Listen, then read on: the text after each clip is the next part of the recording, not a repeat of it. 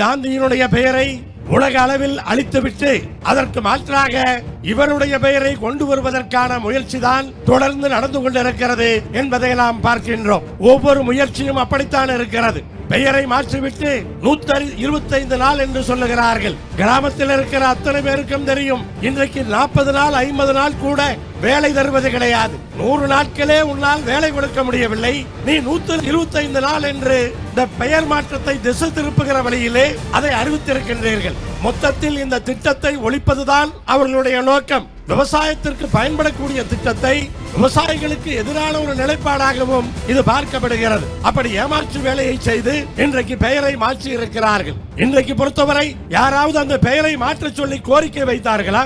எவ்வளவு கோரிக்கைகள் இருக்கிறது. சென்னை மெட்ரோவுக்கு உரிய நேரத்திலே நிதி கொடுத்திருந்தால் இந்நேரம் பணிகள் முடிந்திருக்கும். கோயம்புத்தூருக்கும் மதுரைக்கும் மெட்ரோவை தொடர்ந்து கோரிக்கை வைத்துக் கொண்டிருக்கிறோம். அதை தர மறுக்கிறார்கள். மதுரையிலேயே எய்ம்ஸ் அறிவிக்கப்பட்டு 10 ஆண்டுகளுக்கு மேலே ஆனது. இதுவரைக்கும் என்னாச்சு? ஆனால் அதையெல்லாம் செய்யாமல் எந்த கோரிக்கையும் எழாத இந்த 100 நாள் வேலை வாய்ப்பு திட்டத்திலே அவர்கள் கை வைத்திருக்கிறார்கள்.